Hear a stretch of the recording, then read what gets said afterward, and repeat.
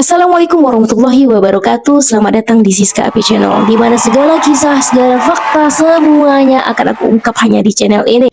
So, jangan lupa untuk subscribe, like, dan tekan tanda loncengnya agar kalian tidak ketinggalan segala kisah-kisah menarik lainnya dari aku. Oke, langsung aja check this out.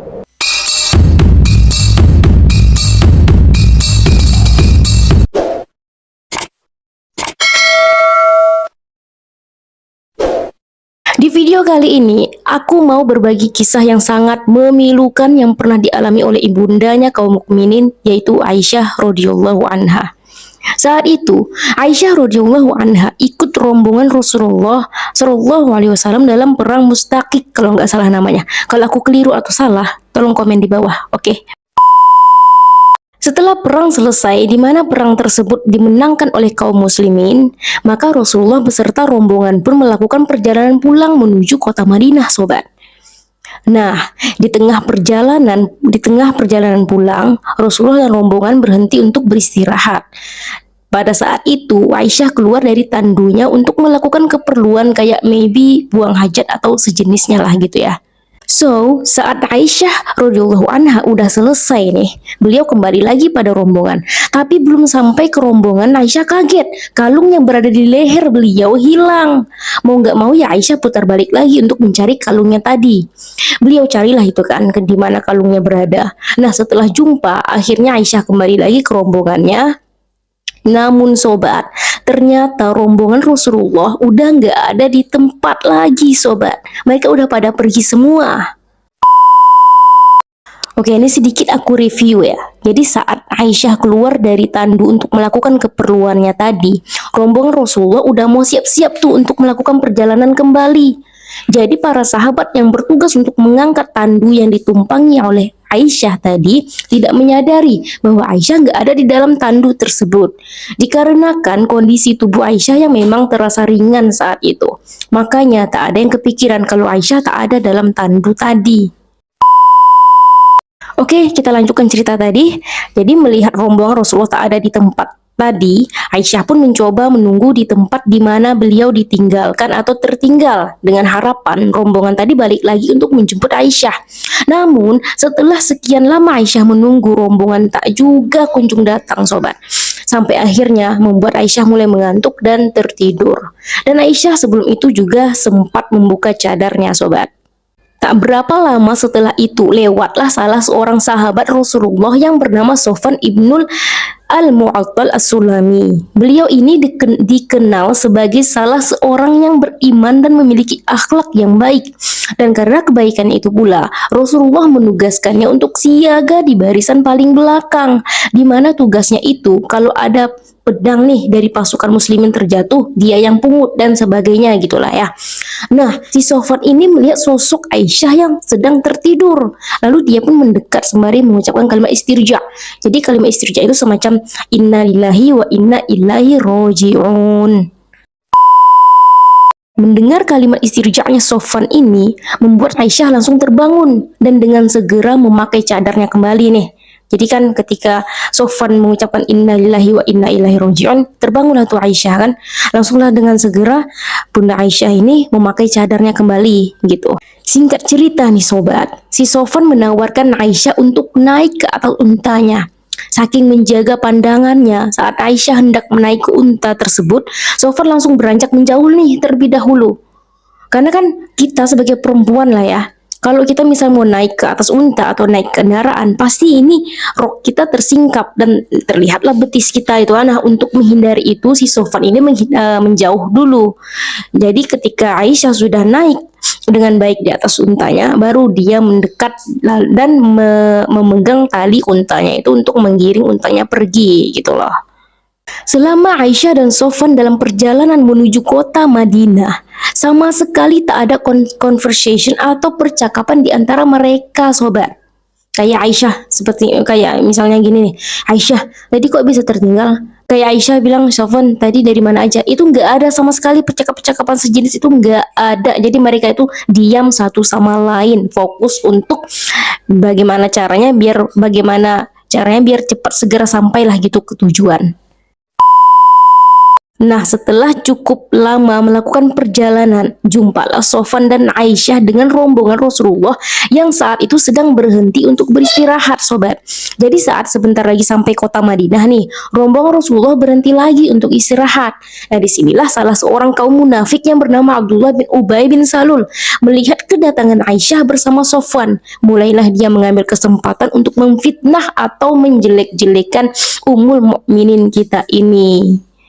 Nah, dia mengatakan Aisyah, nah dia kan lihat dari kejauhan, Aisyah dan Sofwan berduaan, tidak mungkin dia sambil menunjuk Aisyah dan selamat darinya menunjuk Sofwan, dan tidak mungkin dia menunjuk Sofwan selamat darinya. Lalu tangannya itu menunjuk Aisyah dari melakukan hal itu, gitu. Si kaum munafik ini memang gak langsung bilang zina gitu, tapi dari kalimatnya tadi mengarah ke sana, sobat. Maka apa yang disampaikan si munafik ini, maka menyebarlah, sobat, ke seluruh penduduk Madinah. Beberapa hari setelah itu tersebarlah berita perzinahan antara Aisyah dan Sofwan, dan bahkan berita ini juga sudah terdengar bahkan sampai ke telinga Rasulullah Shallallahu Alaihi Wasallam. Sementara Aisyah sampai saat itu belum mengetahui apa-apa nih berita mengenai dirinya, sobat. Cuma Aisyah mulai merasa kok Rasulullah kayak udah berubah sikap gitu ke dia.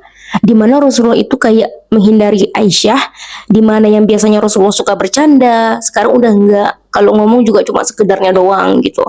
Nah, padahal saat itu Aisyah juga dalam kondisi sakit. Nah, singkat cerita nih sobat, selama sebulan tidak ada wahyu turun dari langit. Biasanya kan Rasulullah kalau ada masalah, wahyu langsung datang tuh menjelaskan bagaimana seharusnya gitu. Apalagi biasanya juga Rasulullah 2 atau 3 hari wahyu datang kan. Tapi ini udah sebulan gak ada wahyu sama sekali datang. Ini waktu terlama wahyu gak datang menghampiri Rasulullah. Nah, ini kita flashbackkan dulu ya sebelum 1 bulan itu. Jadi misalnya kalau tidak salah itu sekitar beberapa hari setelah kejadian itulah. Nah, semenjak tersebar berita ini kan, yang mana berita itu juga sudah didengar oleh Rasulullah, maka Aisyah mulai melihat perubahan pada diri Rasulullah gitu kan. Cuma Aisyah tidak bertanya nih langsung kepada Rasulullah, kenapa kok Rasulullah berubah atau semacamnya gitu. Aisyah hanya berkata, ya Rasulullah, jika engkau sedang tidak ada hajat denganku, maka izinkan aku untuk pulang ke rumah orang tuaku. Nah, sama Rasulullah diizinkan tuh. Maka diantarkanlah Aisyah ke rumah Abu Bakar As-Siddiq. Berselang 3 minggu lamanya Aisyah berada di rumah orang tuanya. Beliau sampai saat itu masih juga belum menyadari berita tentang dirinya, sobat.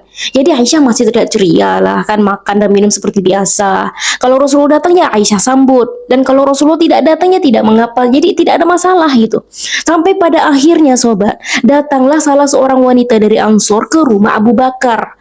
Sama Aisyah ya disambut ceria dan ditawari makan dan sebagainya. Seolah-olah kayak tidak terjadi apa-apa.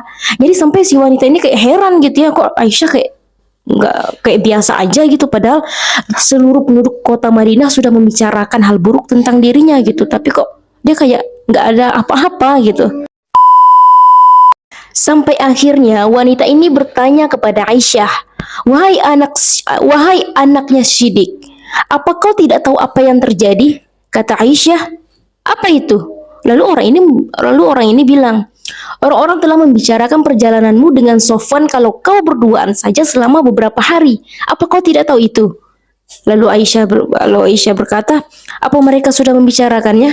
Kata perempuan ini, iya. Kata Aisyah dalam riwayatnya bilang, tadinya aku ceria, lalu tiba-tiba sedih, dan tiba-tiba tulangku seperti remuk, semuanya jatuh dulu ke bawah yang tadinya berdiri. Kemudian aku mengatakan, apakah benar kalau mereka mengatakan bahwa aku ini berzina? Lalu perempuan ini menjawab, benar wahai anaknya Siddiq. Setelah itu, sobat, keluarlah perempuan ini, lalu Aisyah pun menangis, tidak bisa bilang apa-apalah gitu kan. Dan akhirnya Aisyah tahu inilah yang menyebabkan Rasulullah Shallallahu Alaihi Wasallam berubah tidak seperti biasanya.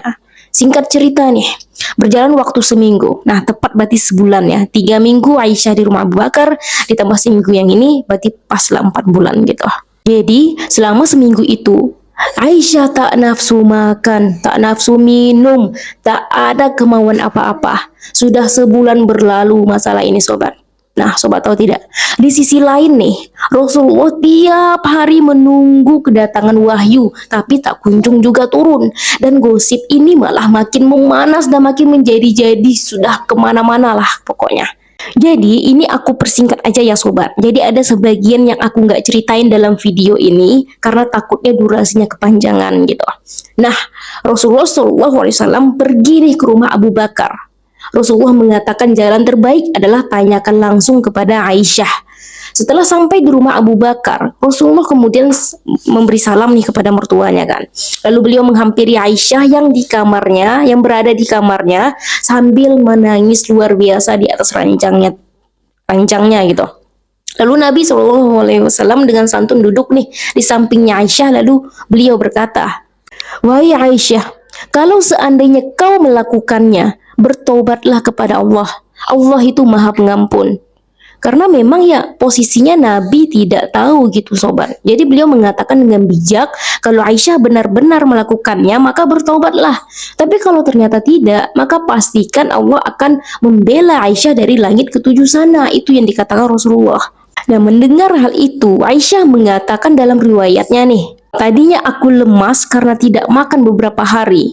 Lalu aku duduk di hadapan Rasulullah dengan mengatakan, "Ya Rasulullah, apakah engkau juga percaya pada berita itu?" Rasulullah hanya diam aja tuh sobat. Diam.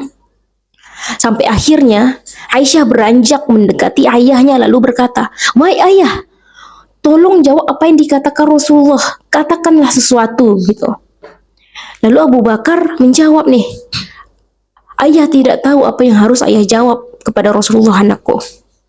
Ya, ayah tidak tahu apakah kau benar melakukannya atau tidak. Kan itu kan belum ada bukti gitu. Tidak ada bukti. Jadi apa yang harus ayahnya lakukan gitu. Benar apa tidaknya ya ayah juga tidak tahu." Lalu Aisyah ini berkata lagi kepada ibunya, "Wahai ibu, tolong jawablah Rasulullah." Lalu ibunya menjawab, "Ibu tidak tahu apa-apa. Ibu tidak tahu apa yang harus ibu jawab, nak. Bukankah Rasulullah sudah mengatakan hal yang bijak?"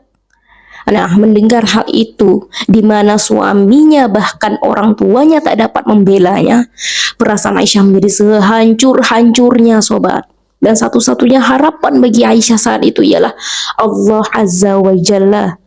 Maka dengan keberanian masih tersisa, Aisyah berkata, "Wahai Rasulullah, aku tidak akan bertobat dari itu karena aku tidak melakukannya dan aku hanya mengucapkan apa yang diucapkan oleh Yakub alaihissalam pada saat anaknya hilang." Lalu kemudian Aisyah mengucapkan doa yang pernah diucapkan oleh Nabi Yakub, yang mana bacaannya ialah kurang lebih seperti ini, "Aku hanya keluhkan kesedihanku dan masalahku kepada Allah." Lalu tiba-tiba sobat, Nabi Muhammad SAW mulai berkeringatan. Lalu beliau mulai beranjak menuju ke pojok rumah, dan hal ini merupakan tanda-tanda wahyu sedang turun. Nah, di pojokan itu tuh Rasulullah duduk, dan itu tanda wahyu sedang Rasulullah terima tuh. Maka keluarlah seperti butiran-butiran biji kurma dari keringatnya Rasulullah sobat. Saking beratnya wahyu yang turun gitu ya. Dan setelah selesai, barulah Rasulullah kembali dan mengatakan kepada Aisyah dengan wajah yang bahagia, "Berita gembira wahai Aisyah, karena Allah telah membebaskanmu dari langit ketujuh." Mendengar itu, gembiralah Abu Bakar ya. Gembiralah ibunya Aisyah juga. Yang awalnya mereka kayak gugup nih, deg-degan gitu ya, takut ketika wahyu turun itu, maka yang disampaikan adalah kebenaran bahwa Aisyah melakukan perzinahan dengan Sofwan, tapi ternyata itu adalah kebalikannya sobat. Maka bergembiralah Abu Bakar. Lalu Abu Bakar berkata kepada Aisyah, "Wahai Aisyah, wahai anakku, berdirilah, ucapkan terima kasih kepada Rasulullah SAW." Maka Aisyah menjawab, "Aku tidak akan berterima kasih kepada Rasulullah, wahai ayah, melainkan aku hanya akan bersyukur kepada Allah karena Allah lah yang menolongku." Masya Allah. Maka terbebaslah Aisyah dari fitnah, dari tuduhan keji yang dilontarkan kepadanya oleh kaum munafik itu. Oke sobat, itulah tadi kisah ibunda kita tercinta dalam menghadapi tuduhan dan fitnah keji kaum munafik padanya. Semoga dari kisah ini banyak pelajaran dapat kita ambil Bagaimana sabarnya Aisyah dalam menghadapi tuduhan dan fitnah darinya. Bagaimana sabarnya beliau ketika melihat perubahan sikap dari suaminya gitu. Bagaimana beliau betul-betul mensandarkan seluruh harapannya hanya kepada Allah Subhanahu wa taala. Oh ya, gimana menurut kalian sobat? Komen di bawah, berikan pendapat kalian tentang cerita ini ya. Dan bagi kalian yang tahu kisah-kisah Islam menarik lainnya, komen di bawah please, kasih tahu aku apa aja itu. Seperti biasa, aku akhiri. Assalamualaikum warahmatullahi wabarakatuh. Insya Allah kita jumpa lagi di minggu selanjutnya dengan kisah-kisah menarik lainnya.